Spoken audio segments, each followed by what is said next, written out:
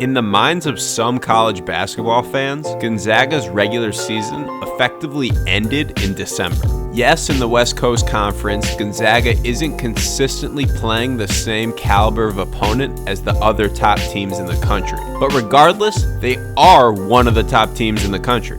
Both facts can be true. Gonzaga can lack competition in conference and still be an elite team. To be more specific, Gonzaga ranks number 1 in the country in adjusted offensive efficiency. Right now, their efficiency margin through the first 8 games of WCC play is the second highest margin through 8 games in the KenPom era, behind Florida in 2013. And that efficiency margin, which factors in offense and defense, is about 6 points per 100 possessions higher than the 2017 Gonzaga team, which made the Final Four. But again, maybe you don't buy that argument or any numbers-based argument because of the strength of the WCC. So for this video, let's look at film instead. The simplest way I can put it is that Gonzaga is the hardest team in the country to guard. They're like Villanova from last year in that they have so many talented offensive players on the court at a given time that there really is no good way to game plan for them. They don't shoot it quite at the same level as that Villanova team, but they at least make up some of that difference with offensive rebounding. Gonzaga plays fast. Their average possession lasts 14.5 seconds, and that's 7th in the country. That pace is largely thanks to the big men. Both Rui Hachimura and Brandon Clarke are athletic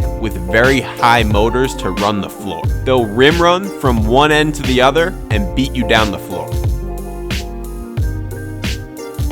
Hachimura and Clarke aren't just rim runners. They're also equally as capable from the trail spot in transition. They cause big matchup problems for slow-footed big men, and in that trail spot, they attack closeouts and get to the basket on middle drives early in the shot clock.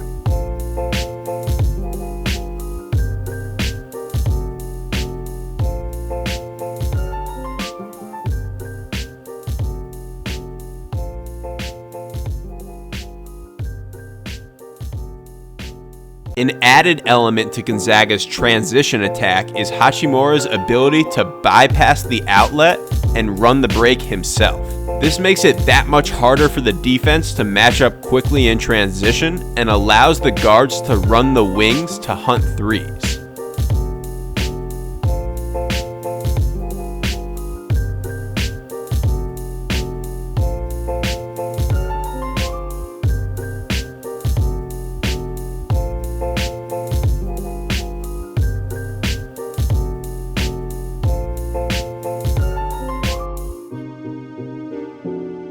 Gonzaga's also a nightmare to guard in the half-court. Their 3 main guards, Perkins, Norvell, and Kispert, all shoot it at a high level. With Killian Tilly back into the mix, they've added a big who is a high-level shooter. But even without Tilly, the Zags are more than fine with Hachimura and Clarke at the 4 and 5. Mark Few has some different plays and sets, but at the end of the day, the offense revolves around ball screens. With Hachimura and Clarke on the floor together, Gonzaga will sometimes keep the big not involved in the screen in the paint. If Clarke was a better shooter, you'd probably move him out to the corner on this play and push Kispert up. But instead, Clarke will duck in his man Grant Williams and seal him from being able to help.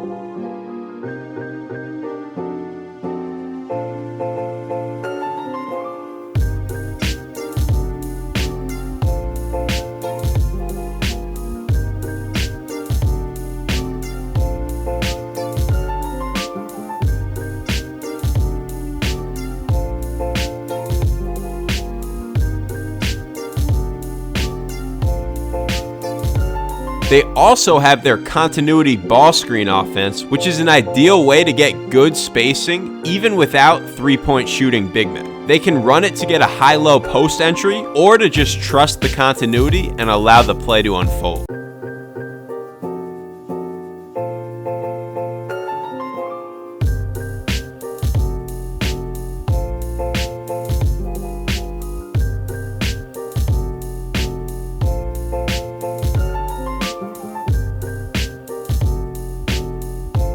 Brandon Clarke has only taken 8 threes this year, so because of that, he doesn't have a ton of perimeter gravity, meaning defenses can get away with sagging off of him on the perimeter in favor of helping. But Clarke's athleticism and finishing ability give him plenty of roll gravity. When he sets a ball screen, you have to be on high alert to his roll, or else a lob will be on the way.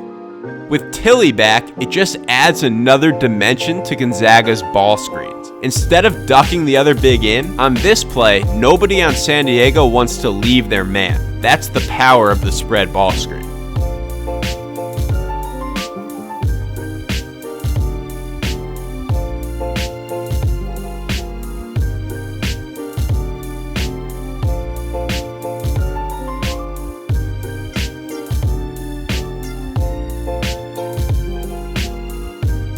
So now let's look at some of the ways opponents try to guard Gonzaga and why that's such a difficult task. Gonzaga has seen all of the common ball screen coverages in different games this season. But the first thing you could do as a defense is to try to prevent them from even getting into the ball screens in the first place. Bakersfield tries run and jump defense here. The run and jump doesn't let Gonzaga run their normal offense, but leads to a 4-on-3 opportunity. If you gamble against them, you better get the steal.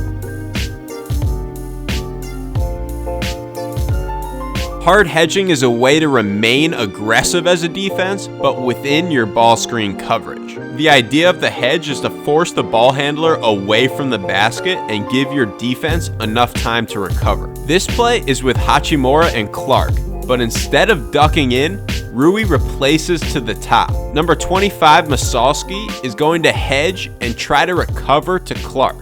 The better option on the roll replace for number 25 would be to stay high and take Rui while his teammate Pinero stays low and takes Clarke. But there's enough randomness in Gonzaga's offense where it's extremely hard to execute something like that. You don't know for sure if Rui is going to replace to the top or duck in, and it would take maybe unreasonably good defensive communication to talk those things out on the fly while also still being able to guard potential All-Americans. Here UNC hedges and tags, which leads to a no-look pass to look off the tagger and hit the rollman.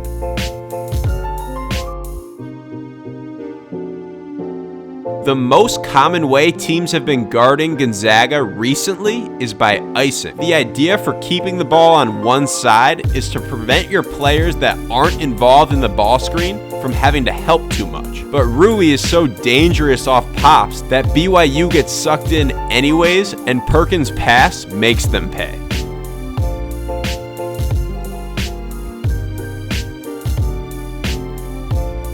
Other potential problems with ice are when teams get so focused on keeping the ball out of the middle, they don't stay attached to the ball handler or to the big popping into space. Again, the pick and pop versus ice is another added dimension that Tilly brings.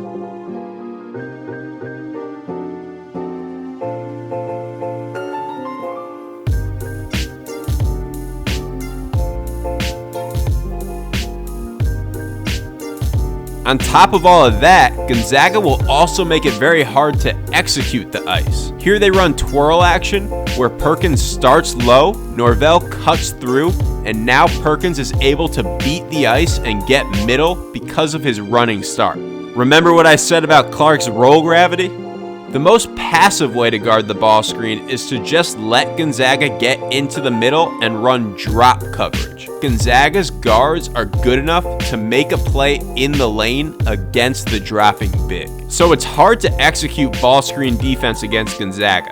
But even when you do, their talent a lot of times will still just prevail. This is great defense by Creighton. When Rui slips, both Creighton defenders are able to stay with their man. Another ball screen comes, and since the 5-man isn't involved, Creighton switches. Again, great execution on the switch, with a little extra help provided off Rui. Neither of these Gonzaga guards appear open. The play should be stalled, but Norvell doesn't need much space to get his shot off, and Creighton's ball screen D doesn't get rewarded. Norvell might be the most frustrating player for an opposing coaching staff. When you're scouting Gonzaga, he's not as good in ball screens as Perkins or as good one-on-one as Rui, and they don't even run that many plays for him. But he has a scorer's mentality and is great at rejecting or shooting behind screens when you least expect it. With all the focus on the other stars, Norvell is just a consistent source of efficient points while you're busy trying to figure out how to stop some of the other guys.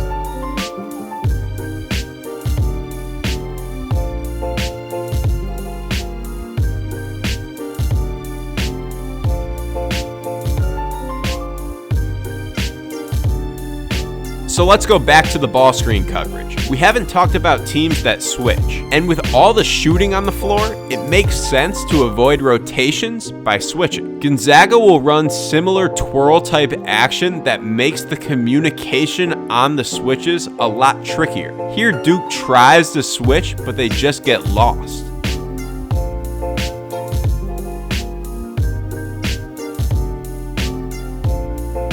On the whole, most teams haven't switched, and that's a testament to how good Rui and Clarke are in one-on-one situations. It's hard enough to guard them with the right defender, let alone a mismatch.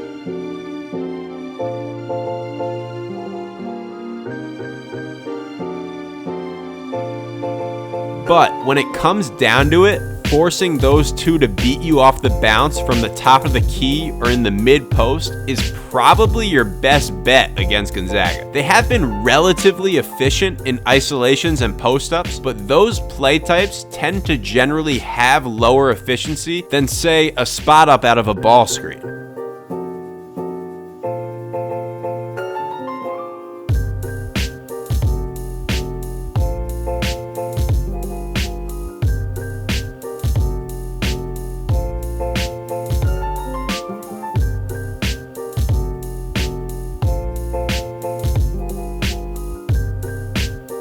The thing you can't do is switch and then overhelp when they take advantage of the mismatch. That totally defeats the purpose of the switch in the first place. You were switching to avoid 4-on-3 situations, but overhelping is going to lead you right back into those 4-on-3s.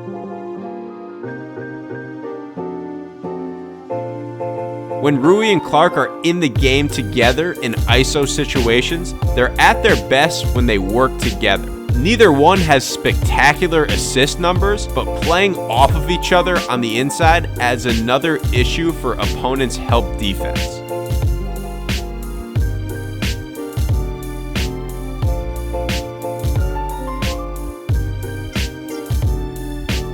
The guy that really glues the offense together and prevents it from ever skewing too much towards inefficient play types is Josh Perkins. Perkins is a phenomenal passer and playmaker. Just based off his vision and creativity in ball screens alone, I think you can make the case that Gonzaga is at their best when he's being aggressive. But while he's good enough where they could put him in a ball screen every single play and just let him probe, he has great feel and restraint when orchestrating the offense. Because Gonzaga is so talented with diverse skill sets, Perkins' feel and restraint just keeps them steadily moving along. But when he does decide to get aggressive and use his ball screen creativity and no-look passing abilities, Perkins, just like Gonzaga in general, is as hard to guard as anyone in the country.